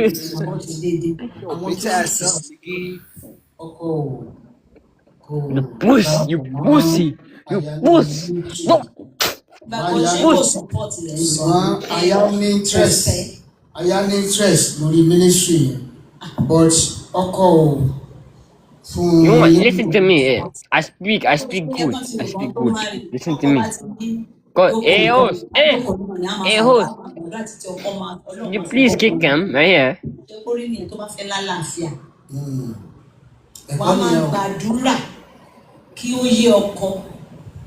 I'm sorry, but I need to speak. Stop viewing me. I need to speak. Please keep quiet. If you want to speak, you can send it to what you want to say to the message. I want to say, if you're young, I want to say is stay in school. Tell your children to stay in school. And if you need to come to America, I can take you here. I have business. You can work for it. Please, we are not discussing business here. No, it's my business.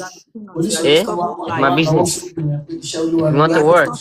Come work for me, eh? Hey, what you say? Hey, what you say? You are disturbing the life. Hey, I ain't disturbing anything, eh?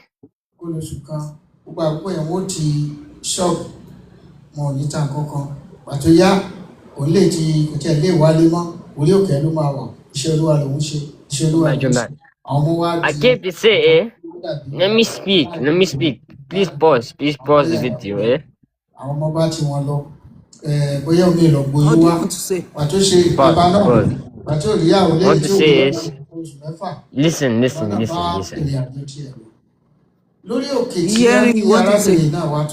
want to say is, please come work for me. I give you $100 an hour. $100 an hour. Please, I have business in Nigeria. Come work with me, eh? I just want to say, come work with me. You make a lot of money, eh? You are disturbing the life. We are not sharing money here. We are discussing. Listen to what they are saying. I want to give people money, eh? You tell me what to do, eh? I'm boss.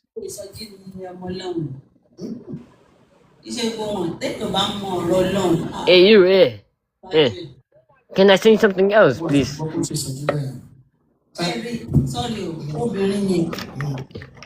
Hey, you.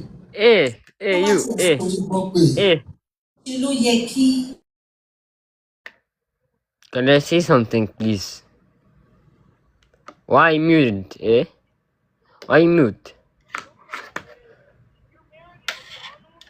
Yeah, I seen that.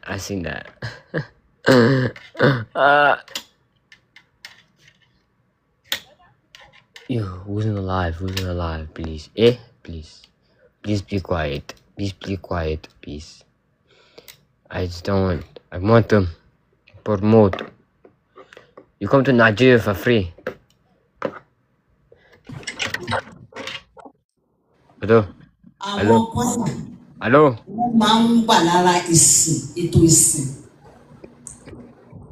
Pastors àtàwọn choir. Hey, it's not right. Yeah, it's not right. Don't do this. It's not right. Please, don't do it.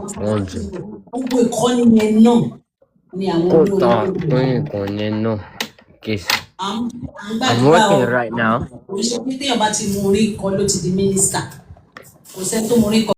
Hey, hello.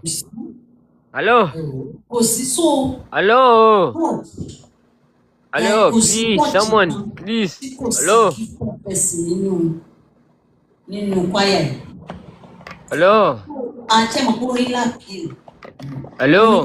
Sakmaka.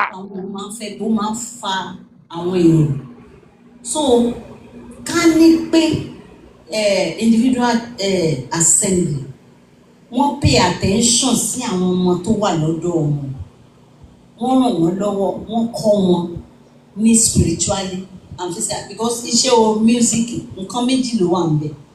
There is the spiritual side, there is the physical side. Kí wọ́n mójútó méjèèjì. Àwọn tó bá rí pé wọ́n really ní interest sínú kíní yẹn, can help them. There are ministries that do that. so that they won't have to be wọn ní máa lọ káàkiri máa pe orúkọ ńlá kan gbẹ̀gbẹ̀gbẹ̀ láti ibì kan kó máa bọ̀ nítorí pé iṣu yẹn ti jiná kó wá máa bọ̀ kó wá máa gbówó ńlá fún ọmọ tó wà ní church ti ní training. ẹnìkan wà tí mo mọ̀ tó jẹ́ pé gbajúgbajà lórí wọn nígbà táwọn dé ṣọ́ọ̀ṣì àwọn wá ń kọrin ìjọba ọ̀run bí mínísírì wọn dẹ̀ ṣe lọ ní àwọn ìrònú pìwàdà tó máa mú káwọn èèyàn wọn ní pásítọ̀ láti máa wá fọ́tà lónìí àlùjọ afẹ́ káwọn èèyàn. ṣé pásítọ̀ nìyí ẹgbẹ́ má jẹ́ pásítọ̀ pọ̀. àdéhùn ògidì wọn lọ pa fóònù wọn lọ pa máìkrófóònù pé ṣe mọ̀ gẹ́gẹ́ bí láti kí ọ̀rọ̀ yìí lẹ́yìn pé ọ̀pọ̀lọpọ̀ wá látọ̀dọ̀. ẹ máa gbọ́ ẹ má bínú pásítọ̀ ẹ jẹ́ ẹ sọ torí ẹ̀ ní kọ́bẹ̀ àwọn míì wọn ní Ọlọ́run pè wọ́n sóòrùn náà gbàtẹ́ bá máa rí gbà mí mo máa ń rẹ́rìn sí tí bá rí káàdì ọ̀pọ̀lọpọ̀ wọn tó bá ti mọ̀ kán mú orí kọ wọ́n ronú owó tó máa jáde níbẹ̀ wọ́n ti kọ for all your mi ò ní pé Ọlọ́run gbé lọ ṣàdúgbò ìbọn tó máa ń pa mí lẹ́nu ẹ̀ tí Ọlọ́run bá fún yàn ministry sir ministry is carrying Acts 1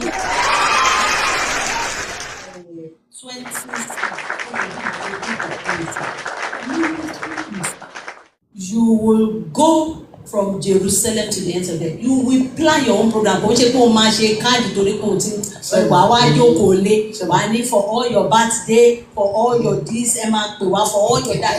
Ministry is ló fẹ́ lókè ní láti jèrè ọkàn láti Jerusalem lọ sí gbogbo àgbẹ̀ wá dẹ̀ máa ṣe program wá máa ṣe concert along the path táwọn èèyàn bá fẹ́ pè é wọ́n wá sọ fún mi okay òun free ìjọba mi free ìjọba. ṣé mọ̀ pé nígbà àkọ́kọ́ bẹ̀rẹ̀ iṣẹ́ ìrànṣẹ́ kò sí lára bẹ́ẹ̀ náà bá tẹ̀ bá rántí ọ̀sẹ̀ tó fọkàn sí pé a fẹ́ lówó láti ẹ̀nu kájèrè ọkàn ó ní kókó tó wà bẹ́ẹ̀ ló jẹ́ kókó kájèrè ọkàn kì í sọ̀rọ̀ owó bàbá àgàgà tó bá pé kò sí èdè kan lọ́nà oko kálukú gbẹ̀wò sọ́run à lọ sí iṣẹ́ ìrànṣẹ́ yẹn ṣùgbọ́n ní ìsìn ó dà pé owó yẹn ló kọ́kọ́ jẹ́ àkọ́kọ́. That's the problem yín òun ṣe ministry. It's okay èèyàn lè ṣe business tó bá fẹ́ ṣe tọ́lọ́ ń bá dúró tilẹ̀ the only thing is that business tọ́lọ́ máa ń jókòó tí ní business ìjọba rẹ̀ so o lè expect Ọlọ́run kó jókòó tí business káràkátà tiẹ̀. àwọn ṣọ́ọ̀ṣì ìgbàlódé àwọn onílàwùlàwù yẹn ní wọ́n máa ń fẹ́ promote jù ìwọ tó bá yẹ pé ẹ̀fọ́ fẹ́ máa fi wàásù ìwọ fẹ́ máa sọ̀rọ̀ jọba àwọn lọ títí òòjò ẹkọrin àlùjọ ẹ wo tí bá ti kọrin tí a bá ti place ọ̀dọ̀ máa ní ẹjọ́ mo fẹ́ kọrin ministration many people don't like that so I don't care ṣé mo ní I'm still doing what I'm doing. tó ọ̀rọ̀ sì pọ̀ ní àkótá fẹ́ sọ ṣùgbọ́n àkókò sí. tí mo ṣe ń lọ káàkiri màá gbàdúrà Olúwa pèsè mo fẹ́ lọ ṣèlérí níbí tó bá ti fi sí lọ́pàá lọ sí. lẹ́yìn oúnjẹ tó sọ rẹ̀ sínú àwẹ̀ pàápàá. àbí a lọ sí ministration kan àná deliverance ni wọ́n máa ṣẹlẹ̀ ní orin tá à ń kọ kí ṣe pé a fi ń bá àwọn ògùn afẹ́ kẹ́ni kọ̀ọ̀kan wa ká kọ́gbọ́n nínú àwọn ògùn fẹ́ ká kẹ́gbọ́n nínú. ṣé mo gba Jésù pọ̀ ṣé ọmọ Ọlọ́run ni mí. Am I born again? Why am I doing this? Is it only for justifiable? Olúwa ràn wá lọ́wọ́. Àmín. Kólúwa kó mú adé ìjọba ọ̀run. Àmín. So kí tó kó pọ̀ sí báyìí náà lọ́bẹ̀ òde kó tó di pa máa lọ. Ìlú Amẹ́ríkà lè wà títí tàti interview yìí ní Houston, Texas. Orin ẹ̀ tó bá pé kí ló gbé ndé bì orin ẹ̀ mímì. Ẹnìkan bèèrè lọ́wọ́ mi pé kí ni wá sí l'Amẹ́ríkà. Mo léwu ni wá kéè. Wọ́n nígbà gbogbo yẹn ti wà kéwì Amẹ́ríkà. Mo léwu náà mo wá kéè. Ewì náà mo lè ṣe ké tí mo yàn lọ́rùn lóko. So Ọlọ́run ti sọ pé only the gift of a man will make way for him.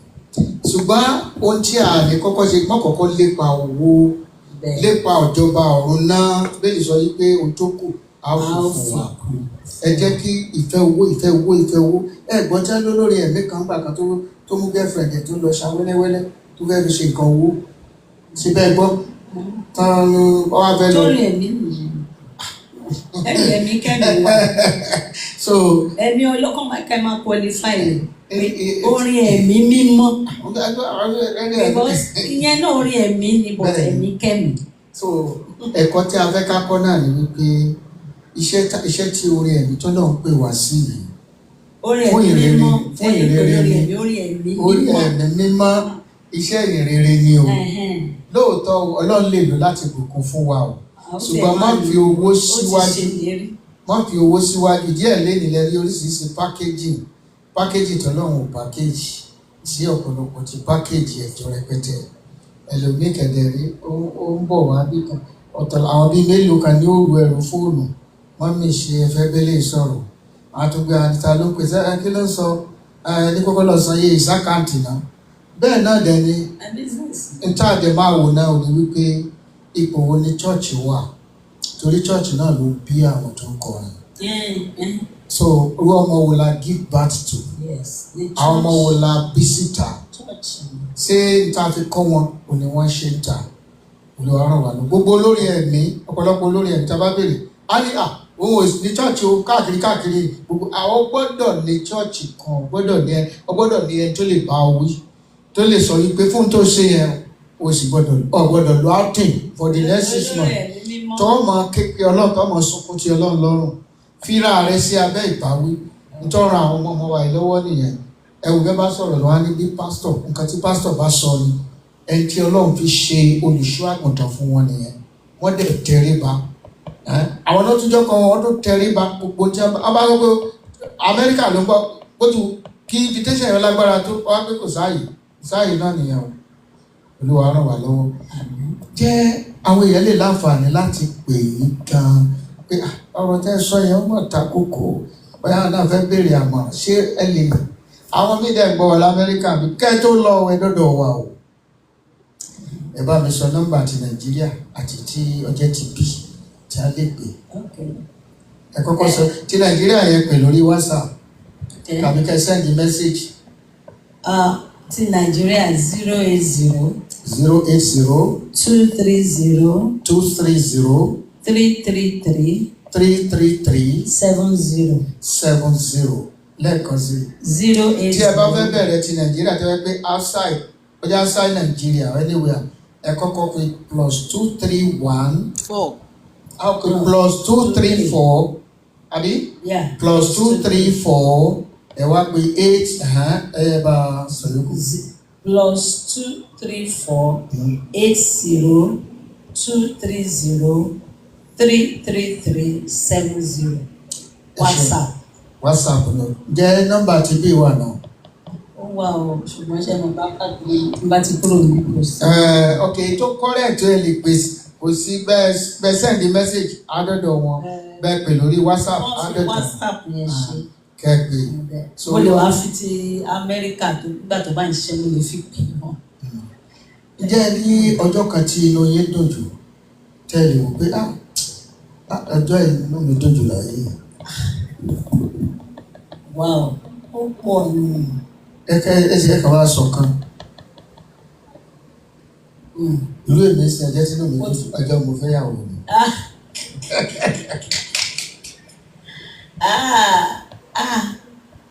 Ọjọ́ tí inú mi dùn jù kì í ṣọjọ́ kan.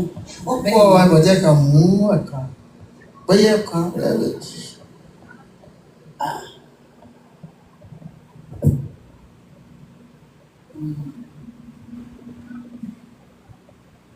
Pọ̀ ní ìmọ̀ bó ṣe fẹ́ sọ because process ni nǹkan tó ṣẹlẹ̀ sí mi ní àìpẹ́.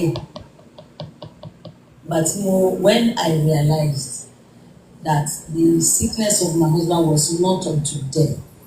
Hallelujah. I was very inú mi dùn pé àìsàn yẹn kò mú wọn lọ. Ó dẹ ojoojúmọ́ ṣá ó kàn má ti rántí báyìí nínú my body. When I realized that mo realize pé àìsàn tó ṣe pásọ̀ gbà yẹn o kò ní mú wọn lọ. Ṣé rí àdùn tó wà nù ìgbéyàwó Kristẹni báyìí? Ọkọ fẹ́ rí aya àyàfẹ́ rí ọkọ ibẹ̀ láti rẹ̀ lómi jẹ́ kó ga ní ogun ọkọ ọ̀sẹ̀lẹ̀ ẹnu kristẹni náà àbọ̀yá kristẹni náà pé ẹgbẹ́ bàjá yọ̀rọ̀ àwọn ọjọ́ ń kọ̀rọ̀ ẹrú ogún ẹ̀kọ́ sàpalẹ̀ mọ́ kó wọn lọ́ọ̀dì ẹ̀ ṣùgbọ́n lọ́hùn ò sí bẹ́ẹ̀ wọ́n nínú tó jẹ́ kí àwọn dùn jù nìyẹn ìwé nìkan ló sọ wípé lọ́kà ń bọ̀ wà lórí òkè ń bọ̀ obìnrin ni o ó ní bíbélì tọ́kọ̀ òun ká náà làwọn fi ba ayé ẹ̀ wọ́n láwọn pààrọ̀ bíbélì mọ́ lọ́wọ́ ni ọlọ́tọ̀ ni tí ń kà tí ó rò pé bíbélì lòun kà bó ṣe ń kà láyé ẹ̀ bàjẹ́ sí iṣẹ́ ìránṣẹ́ ń wọlé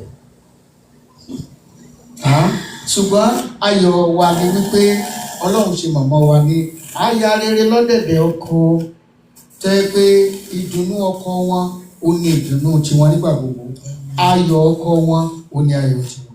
Ǹjẹ́ tẹ bá rò lọ sí jẹ́ ní ọjọ́ kan tẹ́ ẹ̀ lè gbàgbé pé kí ni ìjẹ́dùn ọkàn fún mi nínú ìrìn àjò ìṣe ayé yìí àgbègbè kan tó lọ náà ní wẹ́ká tó lọ ní bá ṣe gbé jẹ́ẹ̀tì wá náà gbé rosary gbogbo ẹ̀ lọ. Ṣẹ́rí torí pé cook joy ní Christianity cook joy cook joy like even when things táwọn kan ò bá dà wàá ṣá máa wo sáìdì tó dá ń bẹ̀ wàá dẹ̀ máa fi dúpẹ́ mo ń wo because kíákíá máa ti wọ́n sọ pé thank you Jesus thank you for what you have done thank you Jesus ọgbà tí recently tí mo apply for visa because mo ìfẹ́ máa dárin ìrìn kò I thank God though because mo ìdárin Jésù wà ń bẹ̀ even my husband is here in the spirit tí wọ́n wá tún refuse wọn ní visa ó dùn right. Ìfẹ́ bẹ́ẹ̀ sí bí ìgbìyànjú ìkàrà wọn tẹ̀lé gbogbo ẹ̀ náà lórí ọ̀kan náà ní ẹ̀ẹ́sẹ̀ bára yìí kalẹ̀ lórúkọ Jésù pẹ́pẹ́pẹ́pẹ́pẹ́ ṣe rere àwọn ọmọ yín gbogbo ọmọ aṣojú ẹ̀yìn àti pásítọ̀ lórúkọ Jésù. Tó ọ̀rọ̀ lẹ ti gbọ́ yẹn o àwọn ọmọ wa tí a ti ń jọ ń fọ̀rọ̀ jomitoro ọ̀rọ̀ látàárọ̀ àwọn náà ni Lady Evangelist Modúpẹ́ Felicia Modúpẹ́ Olúlànà tí wọ́n jẹ́ gbajúgbajà olórí ẹ̀mí rere káàkiri àgbáyé. Abáníká máa sọ lọ àní sọ́tàndéjì o ṣùgbọ́n a kàn lo àǹfààní pé wọ́n wá sí Amẹ́ríkà ní wákàtí òun náà ni a ṣe. Kí lẹ bá wá gan-an ẹ̀jẹ̀ ká mọ̀ tó ń tẹ́ bá dẹnu géètì wá ní kí ló wá ṣe. Nǹkan tí mo bá wá tẹ bá wo fìlà mi tẹ bá rí kà àwọn missionary ló jẹ́ kí Christian èpè Ọlọ́run lò wọ́n àwọn Pilton àwọn bàbá T.L. Osborn àwọn bàbá Oral Roberts àwọn bàbá Kenneth Hagin àwọn tó jẹ́ kí Christianity kó yé mi tó jẹ́ kí n lọ sínú Bíbélì kí n wá kà so gbàtà bẹ̀rẹ̀ sí ní wá láti 2003 àwa rí i pé àwa náà ní láti máa àwọn nǹkan tó ń ṣe fún wa tó wá sí Áfíríkà a ní láti máa san padà tó. Wọ́n yìí ń wá they are still coming ẹni ọjọ́ mẹ́ta náà pa missionary kan ní Athens obìnrin ọmọ àti ẹ̀jẹ̀ ẹ̀ṣẹ̀ gbàgbọ́ mo kọ mi ò rí bàbá Kenneth Hagin o mo kọ̀wé sí wọn wọ́n dẹ̀ sẹ́ẹ̀lì àwọn ìwé tó pọ̀ àwọn ìwé yẹn lọ́lọ́run lò fún mi how to know the will of God the interceding Christian gbogbo pọ̀ rẹpẹtẹ bẹ́ẹ̀ yẹn lọ́lọ́run lò láti build the faith. So nǹkan tó gbé wa wá tó gbé mi àti pásítọ̀ tó ṣe wà lọ́kàn wa wípé àwọn ẹbí wa àwọn immigrants tó wà níbí àti àwa iṣẹ́ wà lọ́wọ́ wa ká máa lọ sí àárín ká máa gbàdúrà fún wọn ká máa lọ sí àárín wọn ká máa àwọn nǹkan tí bàbá ńlá wọn ṣe sílẹ̀.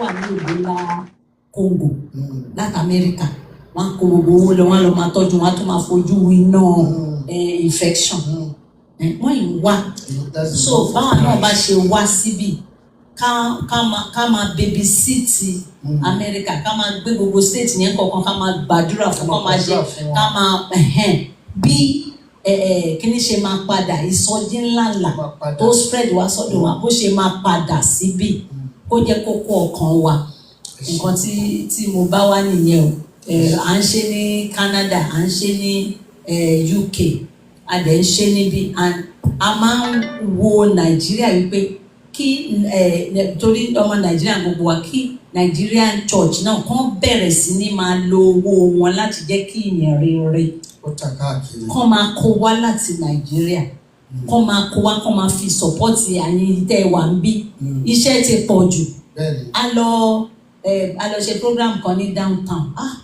mo rí iṣẹ́ pé tíṣẹ́ ìbádẹ́ rí àdúrà bíi pé ká máa lọ láàrin ọ̀sẹ̀ ká máa lọ gbàdúrà káàkiri gbogbo bẹ̀yẹn ká fọ́ gbogbo nǹkan tí Sátánì ti kó jọ síbi ọ̀yà à ń lọ bí iṣẹ́ because wọ́n máa jẹun. Ìgbà táwọn missionary wá sọ́dọ̀ wa ń gbà yẹn ṣe ní Amẹ́ríkà kówó fún wọn American church wọ́n á kówó fún wọn tó fi ń jẹun Nàìjíríà kì í ṣe owó wa náà fi ń jẹun ṣe náà tún wá fún wa lọ so owó Nàìjíríà ló yẹ kẹ́yìn máa fi jẹun bí kẹ́ ẹ lè kọjú síṣẹ́ ó máa ṣẹlẹ̀ lórúkọ Jésù ó máa ṣẹlẹ̀ amen. tó ọ̀rọ̀ lẹ ti gbọ́ lẹ́nu màmá wa yẹn orúkọ tèmi ni Kúnlé ọmọ Aláàfin ọ̀run kì í dùn púpọ̀ ṣe ń báyìí náà lọ́bẹ̀ mi jẹ́ dúpẹ́ lọ́wọ́ owó àwọn amójú ẹ̀rọ wa tí wọ́n wà pẹ̀lú wa àwọn bíi olórí Tèmítáyọ̀ Olúfúnkẹ́ Adédèjì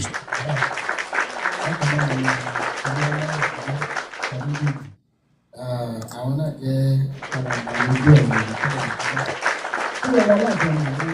ìjọba wípé gbogbo ẹja tí ń bẹ nínú omi ẹ gbàdúrà kó ní ọmọ gbẹ̀wò gbogbo ọ̀kasà tí ń bẹ lálẹ́ odò ẹ gbàdúrà kó ní ọmọ fà á torí tí omi bá gbẹ tàbí tí odò bá sì fà á atẹ́já àtọ̀kasà ní ọ̀fara gbá mẹ́wò ìkòkò ní bẹ lórí iná ní nágbàrú kùrùkù tọ̀bẹ̀ bí kòkò bá fọ́ tí ọbẹ̀ sì dànù ojú nánà orí mọ̀ bò ìyìn rere yìí orí ẹ̀mí yìí ó lè kókó ọbẹ̀ wa o kò gbọ́dọ̀ fọ́ o kò gbọ́dọ̀ fọ́ o ìwọ tí ò ń dá sí wa bóòlù ṣe ń dá sí sọfẹ́ bàjẹ́ ni àbọ̀fẹ́ tún ṣe Olúwa ràn wá lọ́wọ́ àmín Jésù lolúwa àmín. ẹ bá dágbére fáwọn èèyàn kí ẹ ṣé o ẹ ṣé o ẹ ṣé kú ẹ ṣé sùúrù púpọ̀ o ẹ ṣé gan-an ni a máa rí yín bá lórúkọ Jésù àmín.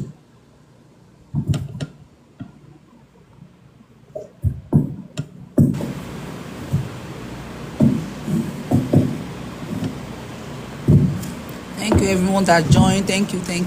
God bless you.